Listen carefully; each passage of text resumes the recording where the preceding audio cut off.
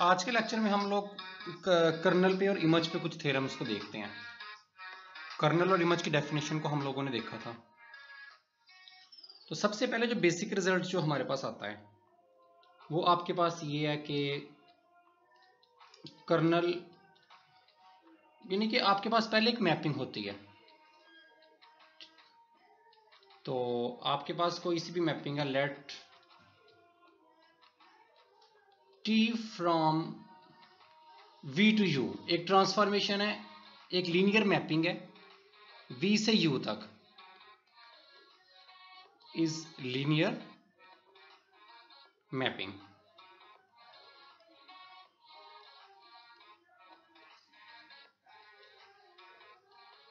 तो दो बातें होती हैं। नंबर वन, इस मैपिंग का जो कर्नल है इज सब स्पेस ऑफ V।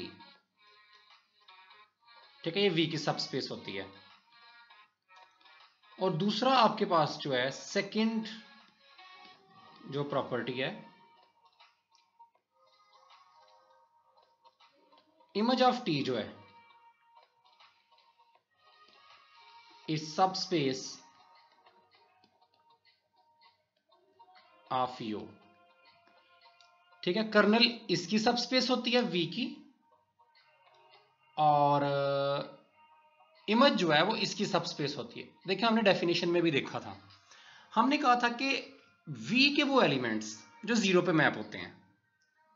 ठीक है, V के वो एलिमेंट्स जिस पे आप मैपिंग अप्लाई करते हो, यानी कि T को अप्लाई करोगे, T नाम दे दो, F नाम दे दो, L कुछ भी नाम दे दो, उन पे जब आप मैपिंग अप्लाई करो और आंसर जीरो आ जाए, तो जिन पे मैपिंग अप्लाई करके आंसर जीरो आता है वो कर्नल से बिलोंग करते हैं। जैसे कि आपके पास इधर एक एलिमेंट अगर स्मॉल v है, अगर इस पे आप मैपिंग अप्लाई करते हैं t और आपके पास आंसर जीरो आ जाता है, यानी कि ये v आप किधर से लेते हैं, v में से, v बिलोंग्स टू v, और जब इस पे t अप्लाई करते हैं t ऑफ v, और टी ऑफ v का जो आंसर है वो इक्वल आ जाए जीरो के, तो हम कहते हैं this v belongs to colonel.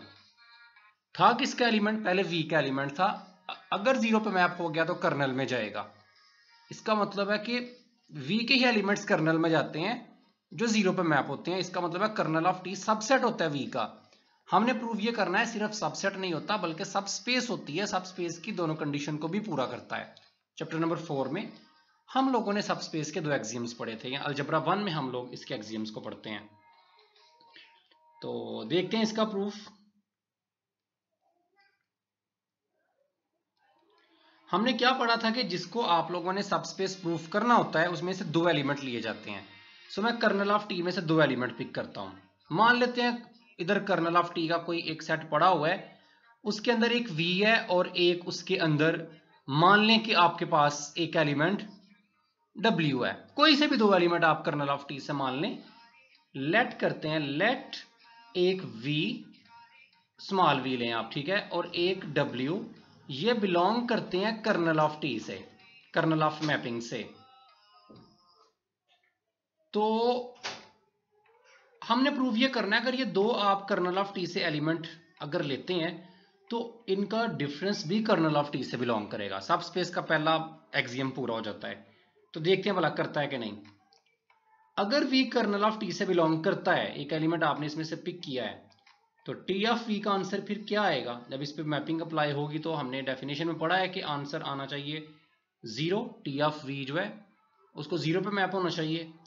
और इसी तरह से अगर w कर्नल ऑफ t से बिलोंग करता है तो टी ऑफ w का आंसर क्या आएगा, वो भी जीरो आएगा, क्योंकि वो भी कर्नल का एलिमेंट है। यानी कि आपके पास उसने ये आपको एक कंटेनर दे दिया है, इस कंटेनर के अंदर एलिमेंट्स पड़े थे सारे कर्नल के। ठीक है, इसमें से आप कोई भी एलिमेंट, एक ये पिक करते हो v, एक ये w पिक करते हो, तो अगर ये कर्नल में से पिक कर रहे हो तो ये भी जीरो पे मैप हो रहा होगा और ये भी जीरो पे मैप हो रहा होगा। आपने प्रूव ये करना है कि जब आप इन दोनों को माइनस करोगे आप, तो जो एलिमेंट आएगा वो भी कर्नल का होगा। तो आपका पहला एक्सियम जो है ना वो पूरा हो जाता है सब स्पेस के लिए। तो चलें इसे चेक करते हैं। v माइनस w, ये कर्नल से बिलोंग करता है कि नहीं करता। हम ऐसा करते हैं, इस पर t अप्लाई करके चेक करते हैं, क्योंकि अगर इधर v पड़ा है इधर w पड़ा है तो v माइनस डब्ल्यू भी तो इधर ही पड़ा होगा ना, ठीक है, क्योंकि v और w किसके एलिमेंट है, कर्नल ऑफ t के, और कर्नल ऑफ t किसका सबसेट है, कर्नल ऑफ t सबसेट होता है v का, तो इसका मतलब है ये v के भी एलिमेंट हैं। तो v तो आपके पास वेक्टर स्पेस है, तो अगर वेक्टर स्पेस के दो एलिमेंट्स हों तो उनका डिफरेंस भी तो होता है ना, ठीक है। तो ये चीज हमने प्रूफ करनी है कि v माइनस डब्ल्यू भी इधर पड़ा होगा। तो v माइनस डब्ल्यू को इधर प्रूफ करवाने के लिए मैंने इस पे t अप्लाई किया। ओके, देखते हैं क्या आंसर आता है। तो जब मैंने इस पे v माइनस डब्ल्यू पे मैंने t अप्लाई किया तो ये आपके पास हो जाएगा t of v minus t of w। t इस पे लैदा हो जाएगा, इस पे लैदा हो जाएगा। ओके, अब क्यों लैदा हो जाएगा, क्योंकि हमें गिवन है कि मैपिंग लीनियर है। मैंने लीनियर की डेफिनेशन बताई थी कि आप चाहे पूरे पे मैपिंग अप्लाई करो वो इक्वल होता है, लैदा अगर आप मैपिंग उन पे कर दो दोनों का आंसर सेम आता है। लेकिन टी ऑफ वी किसकी इक्वल है, जीरो के। टी ऑफ डब्ल्यू किसकी इक्वल है, वो भी जीरो के, क्योंकि दोनों कर्नल के एलिमेंट है। जीरो माइनस जीरो किसकी इक्वल आ गया भाई, जीरो के। यानी कि ये v माइनस डब्ल्यू जो v के अंदर पड़ा था फिल वक्त, v आपकी जो थी वो वेक्टर स्पेस थी, उसमें से एक एलिमेंट v था, एक एलिमेंट w था, तो उनका डिफरेंस भी v में पड़ा होना था। लेकिन जब उस डिफरेंस पे आपने t अप्लाई करके चेक किया तो आंसर किसके इक्वल आ गया, जीरो के। इसका मतलब है वो v में तो पड़ा ही है, क्योंकि जीरो पे मैप हो रहा है, ठीक है। जब उस पर ट्रांसफॉर्मेशन अप्लाई होती है तो जीरो पे, इसका मतलब है ये v माइनस डब्ल्यू कर्नल में भी पड़ा है, इस क्योंकि जीरो पे मैप, जो जीरो पे मैप होते हैं वो कर्नल में पड़े होते हैं। तो मैंने v माइनस डब्ल्यू एक v में से लिया एक एलिमेंट, और उस पर जब मैंने ट्रांसफॉर्मेशन अप्लाई की तो आपके पास आंसर जीरो आ गया। भाई आपने करके, मुझे पता नहीं था कि आंसर जीरो आना है कि नहीं आना, मैंने कहा बस चेक करते हैं भला क्या आता है। v माइनस डब्ल्यू पर ट्रांसफॉर्मेशन अप्लाई, अगर आंसर जीरो ना आता तो हम कह देते भाई v माइनस डब्ल्यू कर्नल से बिलोंग नहीं करता, अगर जीरो आ जाता तो हम कह देते करता है। तो बस ये मेरा एक आइडिया था, मैंने की तो आंसर जीरो आ गया, तो मैं कह दूंगा कि v माइनस डब्ल्यू किससे बिलोंग करता है, ये कर्नल ऑफ t से बिलोंग करता है। तो यही तो प्रूफ करना था कि दो एलिमेंट कर्नल ऑफ t से लिए, उनका डिफरेंस भी कर्नल ऑफ t में है, तो ये सब स्पेस का पहला एक्सियम होता है। इसी तरह एक अल्फा w, देखें अगर इधर w पड़ा है या अल्फा v, कुछ भी आप कह सकते हैं, मर्जी है आपकी। तो अल्फा v, क्योंकि देखिए ना v तो पड़ा है इधर वेक्टर स्पेस के अंदर, तो अल्फा उसको किसी स्केलर से मल्टीप्लाई करें तो एक्सियम के मुताबिक वो दोबारा वेक्टर स्पेस से ही बिलोंग करता है, तो अल्फा v से ही बिलोंग करेगा। मैंने प्रूव ये करवाना है कि ये कर्नल से भी बिलोंग करेगा, तो इसके लिए मैं क्या करूंगा, इस पर ट्रांसफॉर्मेशन अप्लाई करके चेक करता हूं। अगर आंसर जीरो आ गया तो करेगा कर्नल से बिलोंग, ना आया तो नहीं करेगा। चलें चेक करते हैं क्या। मैपिंग लीनियर है, उसने दी है, तो मैपिंग लीनियर की आपको पता है प्रॉपर्टी अल्फा बाहर आ जाता है, ठीक है, alpha into T of V आ जाएगा। लेकिन टी ऑफ वी किसकी इक्वल है, जीरो के, सो अल्फा इंटू जीरो, और किसी एलिमेंट को जीरो से मल्टीप्लाई करें तो आंसर जीरो आता है। तो जब अल्फा वी पे हमने ट्रांसफॉर्मेशन अप्लाई की, मैपिंग अप्लाई की, भी तो आंसर जीरो आ रहा है, इसका मतलब है अल्फा वी भी मुझे श्योरिटी मिल गई कि ये भी कर्नल ऑफ टी से बिलोंग करता है। तो दोनों एक्सियम पूरे हो गए। सो कर्नल ऑफ टी इज सब स्पेस ऑफ वी, वी की सब स्पेस हो गई। ओके, अब इमेज की बात करते हैं, second part.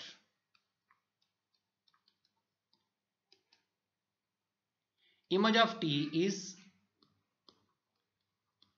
subspace of U।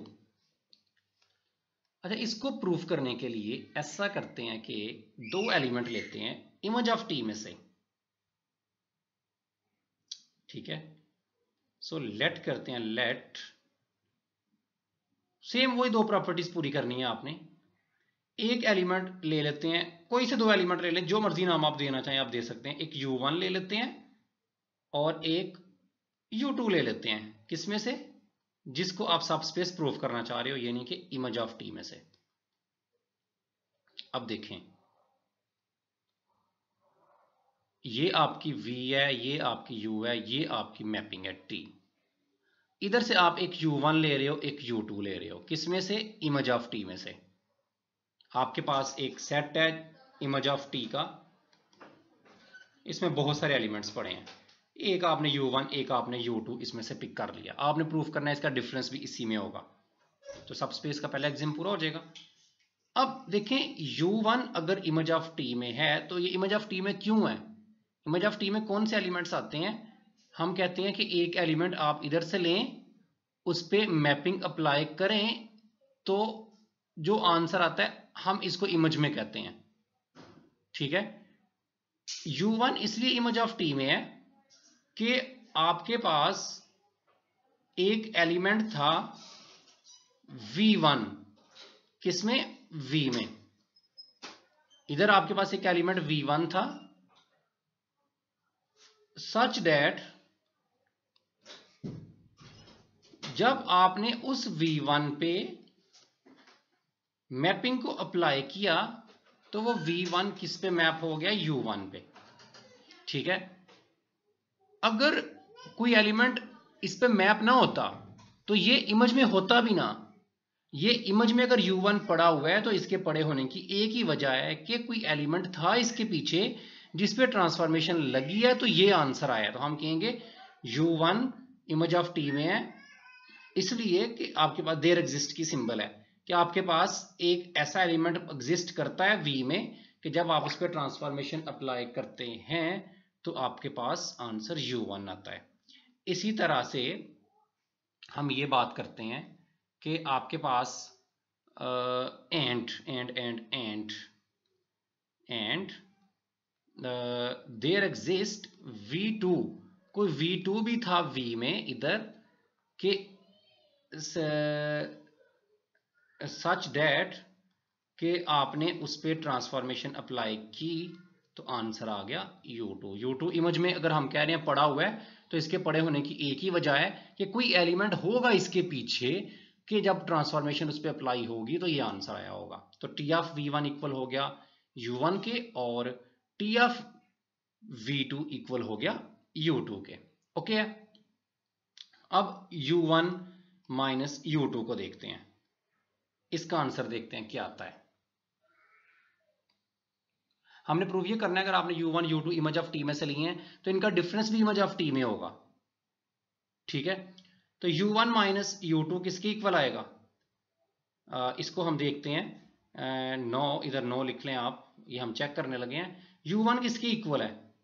T of V1 के। माइनस U2 किसके इक्वल है? T ऑफ V2 के। आप इसको ऐसे भी तो लिख सकते हैं ना, T into V1 minus V2, mapping linear है तो आप जैसे T को लहदा लिख सकते हैं, आप T को बाहर कॉमन भी निकाल सकते हैं, ठीक है। ये लीनियर की डेफिनेशन है, लीनियर मैपिंग, इसलिए मैंने T बाहर निकाल लिया है। तो देखें U1 माइनस U2 से हमने किया तो ये आ गया, यानी कि इधर आपके पास V1 माइनस V2 है, जब उस पर ट्रांसफॉर्मेशन अप्लाई होती है तो आपके पास ट्रांसफॉर्मेशन अप्लाई हो के जो आंसर बनता है वो क्या बनता है, ठीक है। U1 माइनस U2 से आपने शुरू किया था ना, जब V1 माइनस V2 पर ट्रांसफॉर्मेशन अप्लाई होती है तो आपके पास बनता है U1 माइनस U2। तो देखिए ना U1 माइनस U2 कैसे आ रहा है? V1 माइनस V2 के ऊपर ट्रांसफॉर्मेशन अप्लाई होने से। इसका मतलब ये हुआ कि U1 माइनस U2 भी पड़ा हुआ इमेज के अंदर, क्योंकि V1 माइनस V2 जो है वो इस पे मैप हो रहा है। तो U1 minus U2 also belongs to image of T। तो ये एक्सियम, यही आपने प्रूव करना है। दो एलिमेंट आपने इमेज में से लिए हैं और उनका डिफरेंस आप लोगों ने प्रूव करना था कि इमेज ऑफ T में होगा। इसी तरह दूसरा एक्सियम इसका, सेकंड एक्सियम, पहला एक्सियम है ना, तो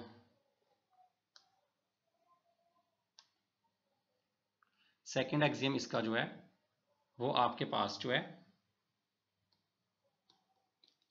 वो है अल्फा U1। इधर से शुरू करते हैं। U1 किसके इक्वल है?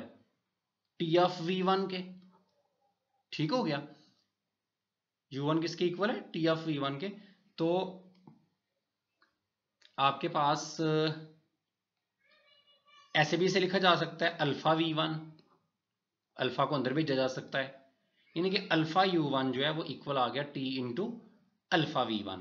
इसका मतलब ये हुआ कि अल्फा u1 भी इमेज ऑफ t में पड़ा हुआ है। क्यों पड़ा हुआ है भाई? सिंपल सी बात है कि इधर एक एलिमेंट था अल्फा v1, उस पर जब ट्रांसफॉर्मेशन अप्लाई होती है t तो आंसर किसके इक्वल आता है? अल्फा u1 के। ठीक है, ट्रांसफॉर्मेशन में। तो इसका मतलब है कि अल्फा u1 भी इमेज में पड़ा हुआ है, क्योंकि ये इसके ऊपर जब ट्रांसफॉर्मेशन अप्लाई होती है तो ये आता है। तो इस पे कोई एलिमेंट मैप हो रहा है ना, इसका मतलब इमेज ऑफ टी में पड़ा हुआ है। तो जब u1 इमेज ऑफ टी में था तो अल्फा u1 भी इमेज ऑफ टी में है, तो दोनों एक्सियम प्रूव हो गए। So image of T is also subspace. तो इस लेक्चर में हमने इमेज ऑफ टी को और कर्नल ऑफ टी को सबस्पेस प्रूव किया है। इस लेक्चर में इतना ही है। अगले लेक्चर में हम लोग इसको मजीद इमेज और कर्नल के थ्योरम्स को देखेंगे और अगले लेक्चर में मिलते हैं। तब तक के लिए अल्लाह हाफिज़।